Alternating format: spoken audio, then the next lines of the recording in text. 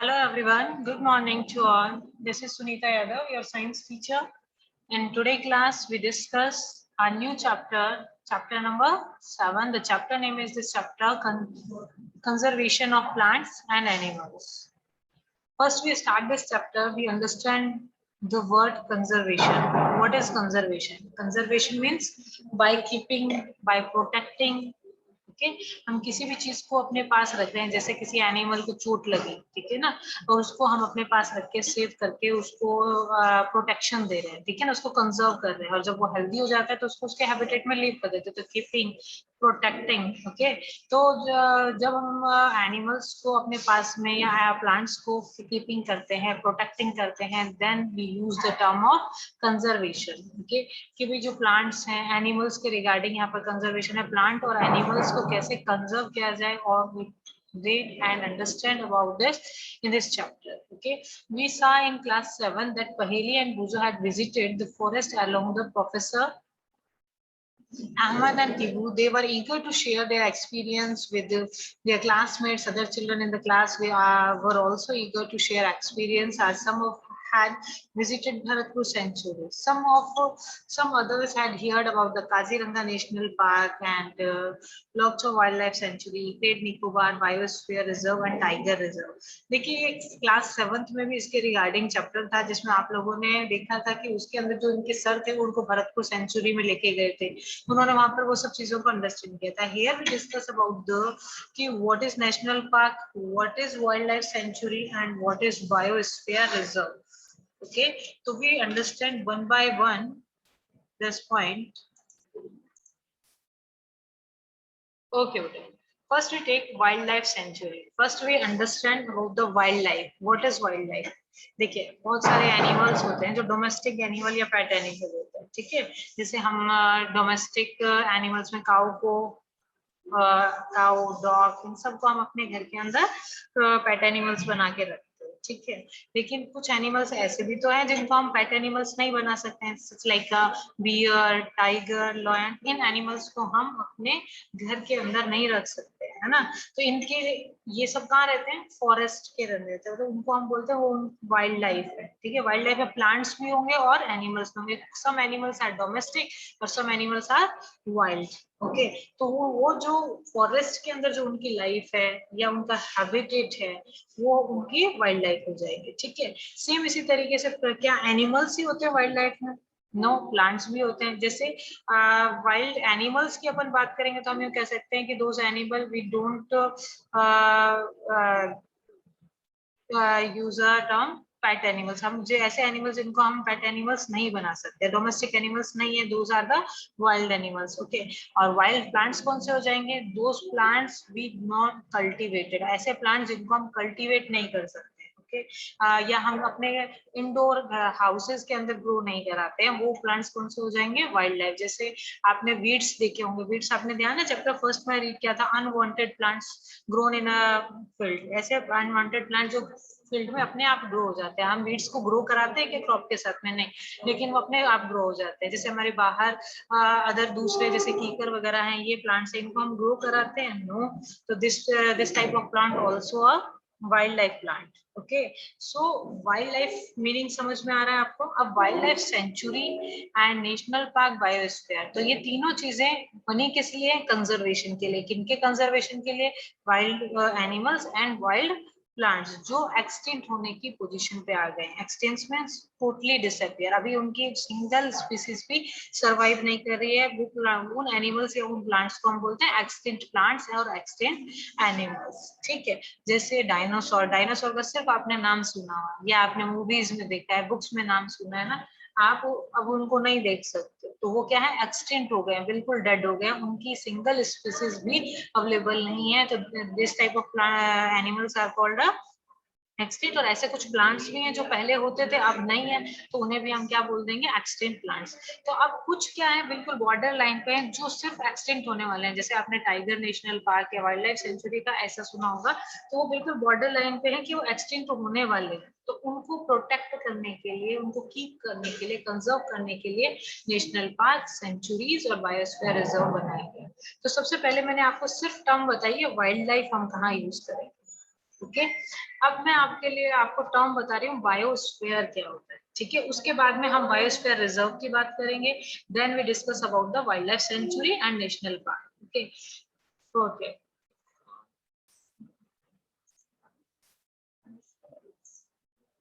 Yes देखिए biosphere, आपने atmosphere नाम सुना हुआ है, ठीक है। तो देखो पहले के जब अर्थ पे लाइफ बिल्कुल जीरो थी उस टाइम पे उसको बोला अर्थ को बोला जाता था जियोस्फीयर, ठीक है। अब जो जियोस्फीयर है ये कितने पार्ट्स में डिवाइडेड है बेटा, 3 पार्ट्स में डिवाइडेड थे, फर्स्ट सेकेंड एंड थर्ड, ठीक है। First part is lithosphere, lithosphere, ठीक है। सेकेंड पार्ट क्या होगा, हाइड्रोस्फीयर, ठीक है। And third part is atmosphere.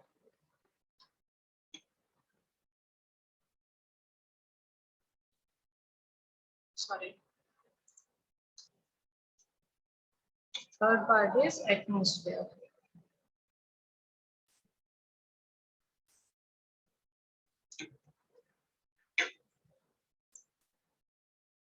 एक सेकेंड,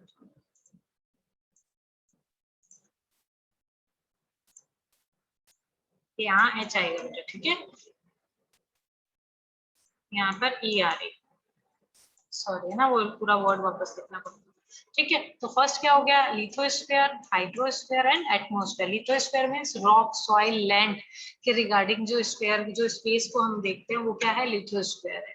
पानी में एक्वेटिक लाइफ जो है उसको हम बोलते हैं, लाइफ नहीं सॉरी, एक्वेटिक जो है वाटर के रिगार्डिंग वर्ड यूज कर रहे हैं तो वो क्या होगा, हाइड्रोस्फीयर। और सराउंडिंग में जो एयर है, देखिए पहले जब अर्थ पे लाइफ पॉसिबल नहीं थी तो ऑक्सीजन नहीं थी लेकिन बाकी एयर्स तो थी, जैसे सल्फर हो गया, मीथेन हो गई, अदर गैसेस जो भी हैं, तो वो गैसेस वहां पर अवेलेबल थी, उसको हम किस में कंसीडर कर रहे हैं, एटमॉस्फेयर में। फिर सडन क्या हुआ, टेम्परेचर में, प्रॉपर प्रेशर में कुछ केमिकल रिएक्शन हुई और लाइफ सर्वाइव होना स्टार्ट हो गई, ठीक है। अब लाइफ कहाँ पर है, लैंड पे लाइफ है, यस लैंड पे लाइफ है कि नहीं है, तो एक तो हो गया लैंड पर लाइफ हो गई, ठीक है। और एक लाइफ हो गई हमारी वाटर के अंदर, फिश वगैरह रहते हैं ना, वाटर में हो गई। एटमॉस्फेयर में, एयर में जो बर्ड्स वगैरह हैं वो हो गए, और एयर के अंदर बहुत सारे माइक्रो ऑर्गेनिज्म हो गए।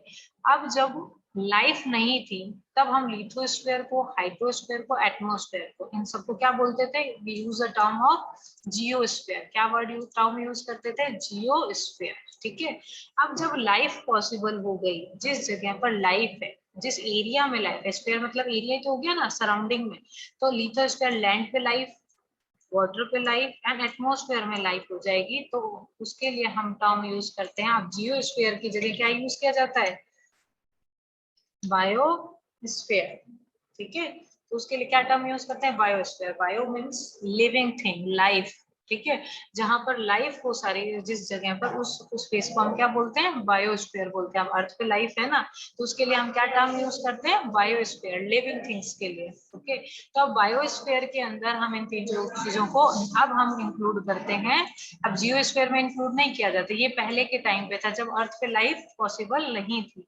अब अर्थ पे लाइफ पॉसिबल है लैंड पे, अर्थ में लाइफ पॉसिबल है वाटर में, अर्थ पे लाइफ पॉसिबल है एयर में। अब क्या बचा, कोई लैंड कवर हो गया, वाटर कवर हो गया, एयर कवर हो गया, तो अब अर्थ कैसी है, बायोस्फीयर है जहां पर लाइफ पॉसिबल है। तो आई थिंक आपको बायोस्फीयर का मीनिंग क्लियर हो गया होगा, ठीक है।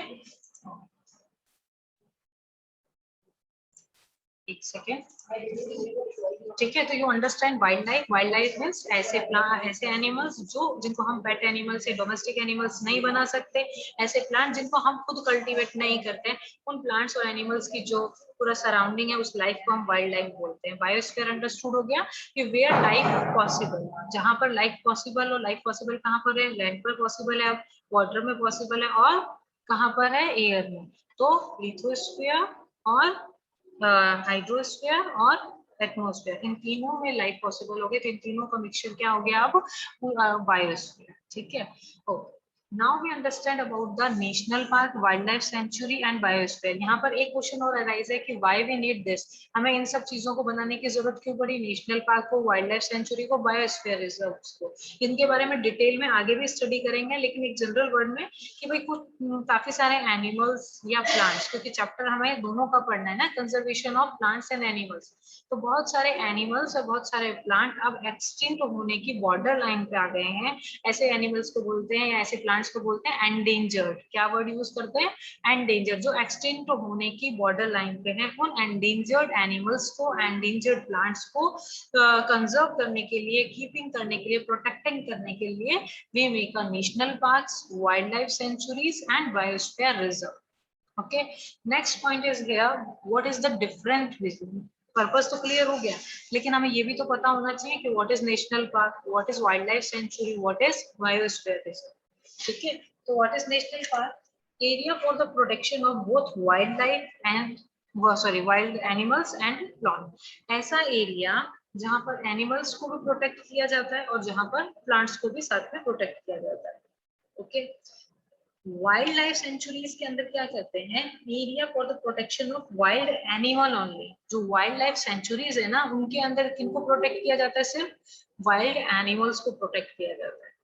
ओके, अब वाइल्ड लाइफ सेंचुरीज और नेशनल पार्क का अगर कंपैरिजन किया जाए, तो नेशनल पार्क जो है उनका जो एरिया है जनरली बिगर होता है किससे, वाइल्ड लाइफ सेंचुरीज से।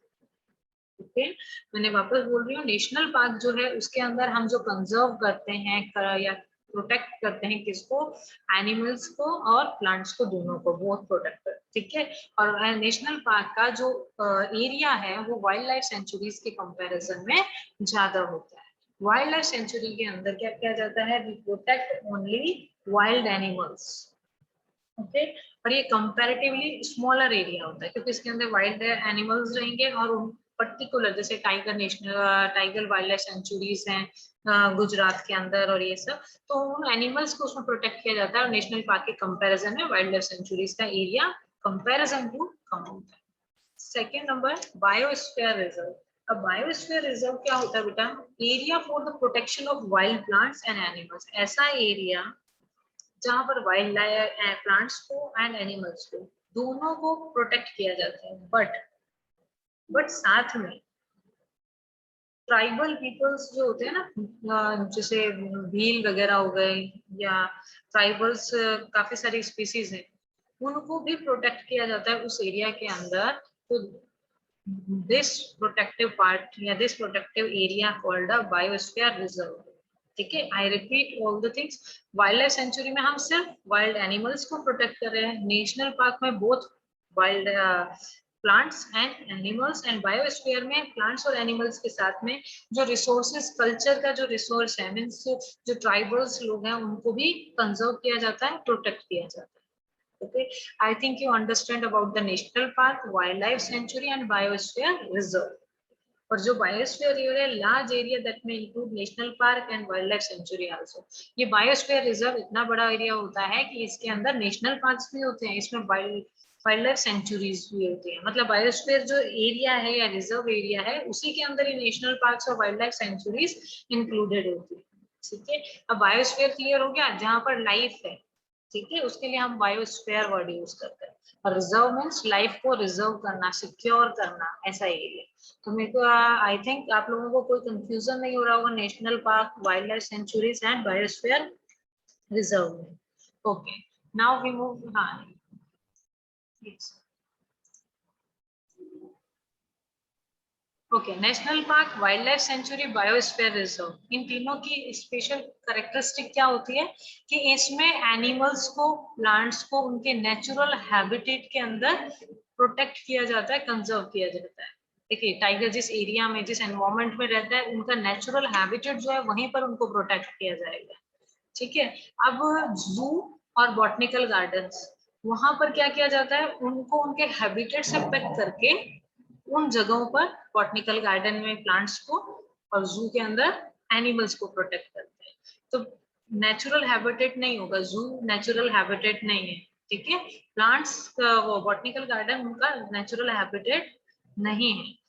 Biosphere reserve, national park and wild life sanctuary, इन तीनों में हम प्लांट्स को और एनिमल्स को या ट्राइबल्स को उनकी नेचुरल हैबिटेट के अंदर ही प्रोटेक्ट करके रखते हैं, कंजर्व करते हैं। Okay, I think this point is clear. Next one is, next topic, it's a very important topic, it is a deforestation.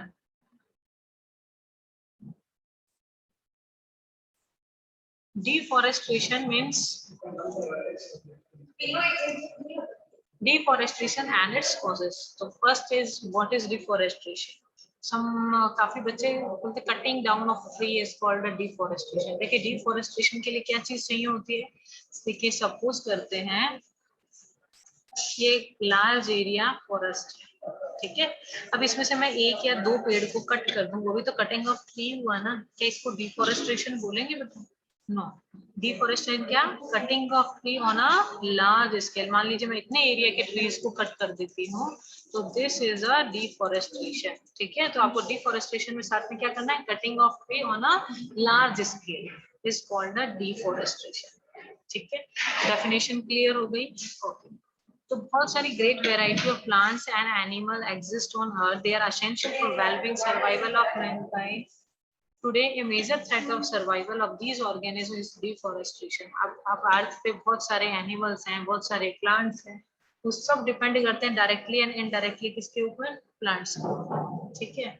तो इस डिफोरेस्टेशन के अंदर क्या हो रहा है, cutting down of tree on a large scale, मतलब हम छोटे से स्केल पर एक या दो ट्री जो है उनको कट करेंगे तो उसको डिफोरेस्टेशन नहीं बोलेंगे। हम किसको बोलेंगे, जब हम एक लार्ज एरिया पे कटिंग डाउन ऑफ ट्री करते हैं, is called a deforestation. Okay, अब यहाँ पर एक क्वेश्चन क्या आता है, why we cut the tree, we enjoy it, हमें मजा आता है इसलिए हम ट्री को कट करते हैं, कोई और रीजन है? Okay, tell me this. Okay, lot of ones is here there. First one is procuring land for cultivation, building houses and factories, making furniture or using wood as a fuel. देखिए सबसे basic चीज ये है कि day by day human population क्या हो रही है, day by day increase a human population. तो ह्यूमन पॉपुलेशन की बेसिक नीड्स को कंप्लीट करने के लिए, बेसिक नीड में फर्स्ट क्या आता है बेटा, रहने के लिए जगह, हैबिटेट होना चाहिए, जगह होनी चाहिए, कहाँ पर रहेंगे, है ना। तो इतनी पॉपुलेशन इंक्रीज होती जा रही है तो उन सबको रहने के लिए स्पेस तो चाहिए, ठीक है। जैसे दिल्ली के अंदर स्पेस कम है, पॉपुलेशन ज्यादा है, मुंबई में स्पेस कम है, पॉपुलेशन ज्यादा है। तो आप लोगों ने देखा है कि वहां पर जो बिल्डिंग्स होती हैं, जो बिल्डिंग्स बनाई जाती हैं, वो कितनी बिल्डिंग्स होती हैं, 75 फ्लोर की बिल्डिंग है, 100 फ्लोर की बिल्डिंग है ना, या इससे भी मोर देन है। तो क्या ये इतनी ऊंची बिल्डिंग्स बनाना हमारे लिए सेफ है कि रिस्की है? रिस्की है, क्योंकि sudden may be severe earthquake आ जाए तो ये बिल्डिंग्स क्या हो जाएंगी, इनके गिरने के चांसेस इंक्रीज हो जाएंगे, ठीक है। तो इसीलिए क्या होता है कि इतनी बिल्डिंग ऊपर ऊपर बनाने की भी एक लिमिट है ना बेटा, तो इसीलिए उनके आसपास का जो फॉरेस्ट एरिया है वहां पर रहने के लिए स्पेस जो बनाना होता है, उसके लिए हमें कटिंग ऑफ ट्री करना पड़ता है। फर्स्ट थिंग, रेजिडेंटल प्लेसेस बनाने के लिए। नेक्स्ट है काफी सारी फैक्ट्रीज जो हैं, क्योंकि इतनी पॉपुलेशन बढ़ रही है तो उन सबको सारी बेसिक नीड्स प्रोवाइड करने के लिए फैक्ट्रीज के नंबर्स भी तो इंक्रीज करने पड़ेंगे। तो फैक्ट्रीज को स्टैब्लिश करने के लिए भी एक लार्ज एरिया की रिक्वायरमेंट होती है, that's why we cut trees, forest area को हम कट करते हैं, ठीक है। और जो हमारे हाउसेज हैं उसके अंदर जैसे डोर, विंडो, टेबल, चेयर, हम काफी सारी चीजों को वुड से ही बनाते हैं, तो उन सब चीजों के लिए भी रिक्वायरमेंट हमें किसकी, वुड की। तो that's why we cut a forest. Okay, next है लैंड फॉर कल्टीवेशन। अब इतनी पॉपुलेशन है तो बेसिक नीड में फूड भी तो है बेटा, तो इतनी पॉपुलेशन को प्रॉपर अमाउंट ऑफ फूड मिल सके तो उसके लिए हमें क्रॉप को ज्यादा कल्टीवेट करना पड़ेगा। क्रॉप ज्यादा कल्टीवेट करने का मतलब क्या हो गया, हमें लैंड एरिया भी क्या चाहिए, ज्यादा चाहिए। Is it clear? तो जो कल्टीवेटेड एरिया ज्यादा चाहिए, लैंड एरिया ज्यादा चाहिए, तो उसके लिए हमें फॉरेस्ट को कट करना पड़ेगा, ठीक है। और नेक्स्ट जो फोर्थ पॉइंट आपके बताया कि wood as a fuel, fuel के जैसे काफी पर्सन्स के पास में अभी तक एलपीजी नहीं आई, नहीं तो फैक्ट्रीज के अंदर जो हीट का प्रोसेस होता है वो वुड से किया जाता है, तो एज अ फ्यूल भी के लिए भी हमें वुड चाहिए, तो that's why we cut a trees. और क्या हो सकते हैं देखिए, तो जैसे एक बच्चे ने बताया to get a wood for making paper, तो 1 टन पेपर के लिए हमें करीब करीब 70 या 75 प्लांट्स को कट करना पड़ता है, ठीक है। और severe taught to lead a tremendous loss of forest, और इतने सारे फॉरेस्ट कट होते जा रहे हैं तो उसकी वजह से क्या हो रहा है, ड्रॉट की प्रॉब्लम स्टार्ट हो गई है। ठीक है, तो अब ये सारे रीजन तो डिफोरेस्टेशन के या कटिंग ऑफ ट्री के किसके हो गए, ह्यूमंस के। ठीक है, तो ये इतने सारे पॉइंट्स हैं, हमने अंडरस्टैंड कर लिया कि what the causes behind the deforestation, कि भाई डिफोरेस्टेशन करने की नीड ही क्यों आ रही है। तो हमने काफी सारे पॉइंट रीड किए, भाई हमें कल्टीवेशन के लिए चाहिए, हाउसेस बनाने के लिए चाहिए, फैक्ट्री बनाने के लिए स्पेस चाहिए, डैम्स चाहिए, और वुड एज अ फ्यूल चाहिए, पेपर मेकिंग में हमें वुड की रिक्वायरमेंट होती है। तो ये सारे कॉजेज हैं। अब इस पे अगर क्वेश्चन आता है कि what is deforestation and describe its causes, तो I think you all understand about this and you handle this question. Okay, now next one is consequence of deforestation. When we move to this point, we understand about the deforestation is a deforestation या cutting of tree दो type से होता है, एक तो naturally और एक artificial. Artificial में तो ह्यूमन एक्टिविटीज आ जाती है, भाई ह्यूमन एक्टिविटी अपनी इतनी सारी नीड्स को कंप्लीट करने के लिए फॉरेस्ट को कट करता है। ठीक है, नेचुरल चीज के अंदर क्या आ जाता है, नेचुरल चीज में आपने फॉरेस्ट फायर पढ़ा होगा। तो फॉरेस्ट फायर अकर नेचुरली, फॉरेस्ट फायर जो है नेचुरली अकर हो जाती है, भाई उसमें ड्राई लीव्स होती हैं, ड्राई ट्विंग्स होती हैं या ब्रांचेस होती हैं, वो आपस में टकराती हैं तेज हवा के कारण, तो दोनों टकराने के कारण फ्रिक्शन प्रोड्यूस होता है और फ्रिक्शन से स्पार्क्स बनना स्टार्ट हो जाता है, जिससे जो फॉरेस्ट में फायर लग जाती है। 2003 एंड 4 के आसपास आपने एक फॉरेस्ट फायर का नाम भी सुना होगा, जो सबसे ज्यादा नुकसान वाली फॉरेस्ट फायर थी, श्रीलंका में हुई थी शायद ये, ना मेरे को डैम श्योर नहीं हूँ मैं कहाँ पर हुई थी, लेकिन इस तरीके की जो सिचुएशन है वो हैपन हुई थी। तो उसमें काफी सारे एनिमल्स बर्न हो गए थे, क्योंकि वाइल्ड लाइफ फॉरेस्ट में तो कितनी लाइफ सर्वाइव होती है, और जो ये फॉरेस्ट फायर के कारण जो फायर लगती है ना, इसको कंट्रोल में लाना बहुत मुश्किल हो जाता है, क्योंकि फॉरेस्ट के अंदर बहुत सारी dry leaves, dry twigs, dry branches बहुत सारे होते हैं, तो वो जो फायर है वो स्प्रेड भी बहुत जल्दी होती है। ठीक है, तो डिफोरेस्टेशन का एक रीजन है नेचुरली भी, वो क्या है, forest fire. okay, next we move to a new topic, consequences of deforestation। consequences means क्या हो गया कि हम भाई डिफोरेस्टेशन हम इन रीजन से कर रहे हैं, लेकिन डिफोरेस्टेशन इतना वाइड लेवल पे करना it's not good for us. तो क्या क्या हार्मफुल इफेक्ट हमें देखने को मिलेंगे कि जब हम इतने सारे प्लांट्स को कट करेंगे, या क्या क्या पॉइंट्स हो सकते हैं। Okay. Pahelian would recall the consequence of deforestation. They remembered that deforestation increased the temperature and pollution level on the earth. तो इन्होंने समझा कि भाई ज्यादा डिफोरेस्टेशन होगा तो क्या क्या इंक्रीज हो सकता है, टेम्परेचर इंक्रीज हो सकता है। सेकंड थिंग, पॉल्यूशन इंक्रीज होगा। ठीक है, तो क्या होगा, टेम्परेचर क्यों इंक्रीज होगा, क्योंकि एनवायरमेंट के अंदर it increases the level of carbon dioxide in the atmosphere. Deforestation से कार्बन डाइऑक्साइड कैसे इंक्रीज होगी, because plants do a photosynthesis, plants photosynthesis करते हैं, वो एटमॉस्फेयर में जितनी भी कार्बन डाइऑक्साइड होती है उसको एब्जॉर्ब करके ऑक्सीजन में कन्वर्ट करते हैं एंड फूड बनाते हैं जो भी है, लेकिन वो कार्बन डाइऑक्साइड को यूज करते हैं। लेकिन जब हम इतने नंबर्स में कटिंग डाउन ऑफ ट्री करेंगे तो फोटोसिंथेसिस के लिए जो कार्बन डाइऑक्साइड यूज आती है वो क्या होगी, एनवायरमेंट में ही तो रहेगी कार्बन डाइऑक्साइड, है ना। तो फर्स्ट थिंग क्या हो गई, कार्बन डाइऑक्साइड जो है वो एनवायरमेंट में रह जाएगी। अब होता क्या है एक्चुअल में, एक सेकेंड, देखिए ये हमारी अर्थ है, ये एटमॉस्फेयर हो गया, एंड यहाँ से सन। ठीक है, सन की हीट जैसे ही हमारी अर्थ पे आती है, अर्थ को जितनी भी हीट चाहिए होती है या रिक्वायर होती है, अर्थ एब्जॉर्ब कर लेती है। सपोज करते हैं अर्थ 20%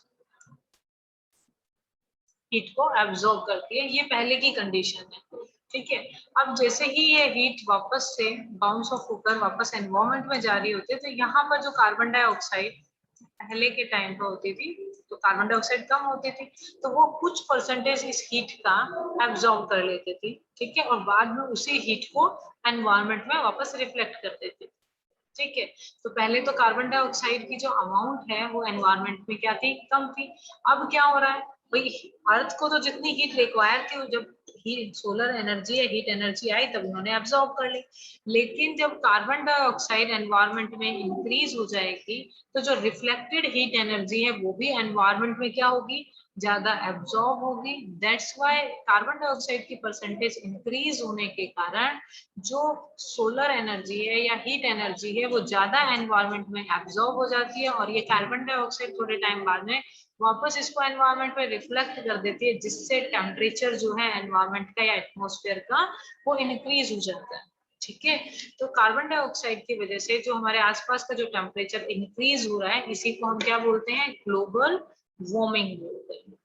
ठीक है, तो ये ग्लोबल वार्मिंग किस वजह से हो रही है, कार्बन डाइऑक्साइड की वजह से हो रही है, और डिफोरेस्टेशन बढ़ने के कारण या डिफोरेस्टेशन होने के कारण एनवायरनमेंट में कार्बन डाइऑक्साइड का लेवल हाई हो रहा है, तभी तो उसको ट्रैप करके इतना टेम्परेचर इंक्रीज कर रही है। और एनवायरनमेंट में पॉल्यूशन का लेवल भी इंक्रीज हो रहा है, मींस कार्बन डाइऑक्साइड इंक्रीज हो रही है तो मींस पॉल्यूशन लेवल हाई हो रहा है। ठीक है, it increases the level of carbon dioxide in the atmosphere. ये तो हो गया अपना फर्स्ट पॉइंट।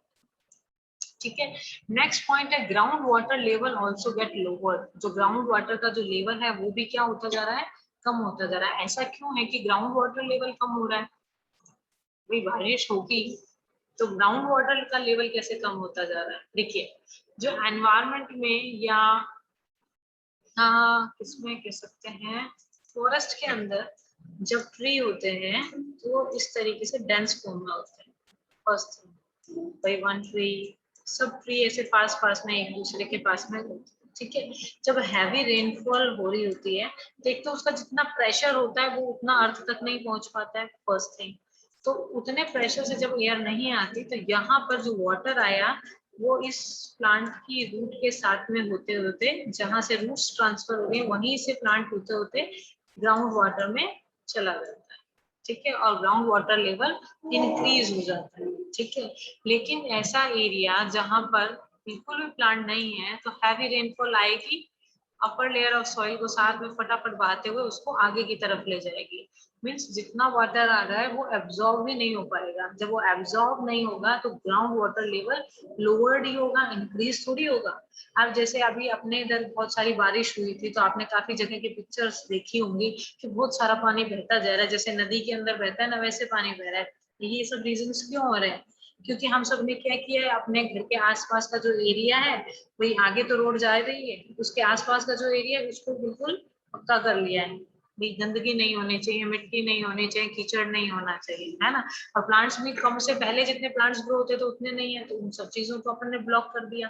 और अपने घर के आसपास की पूरी जो एरिया है, ओपन एरिया था, उसको भी हमने टाइल्स वगैरह से कवर कर दिया। अब बारिश का जो पानी है उसको सॉइल के अंदर जाने के लिए थोड़ा टाइम तो चाहिए, स्पेस तो चाहिए, तो वहां उनको स्पेस नहीं मिलता है तो पानी आगे आगे फ्लो होता रहता है, जिससे इतनी बारिश होने के बाद में भी ग्राउंड वाटर लेवल इंक्रीज नहीं हो पा रहा है, क्योंकि प्लांट्स कम हो गए। ठीक है, प्लांट्स कम होने के, जैसे प्लांट्स की रूट्स ट्रांसफर होती है नीचे, वैसे धीरे धीरे पानी सिक्रीज होता है उनके साथ में और ग्राउंड लेवल को इंक्रीज करता है। तो प्लांट्स कट होने के कारण जो ग्राउंड वाटर लेवल है वो भी कम होता जा रहा है। They know that the deforestation disturb the balance in nature. जो बैलेंस इन नेचर तो हो रही है, डिफोरेस्टेशन से क्या हो रहा है, ऑक्सीजन नहीं बन पा रही है, कार्बन डाइऑक्साइड नहीं बन पा रही है। दूसरा, काफी सारे जो प्लांट्स हैं वो एनिमल्स हैं वो प्लांट्स के ऊपर डिपेंड है, तो उनके परसेंटेज कम होगा तो इसका इफेक्ट डायरेक्टली और इनडायरेक्टली एनिमल्स पर होगा ना। Next point is that Ahmed, that if cutting of tree, continuous rainfall and the fertility of soil will decreases. Moreover, there will be increased changes of natural calamities such as flood and drought.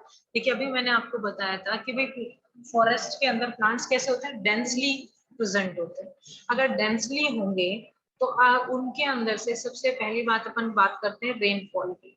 भाई rainfall के अंदर plants कैसे help करते हैं बेटा, अपन कहते हैं ना प्लांट्स ज्यादा ग्रो करो तो बारिश होगी, प्लांट्स कटते जाएंगे तो धीरे धीरे बारिश कम होती जाएगी, हम ये सेंटेंस यूज करते हैं।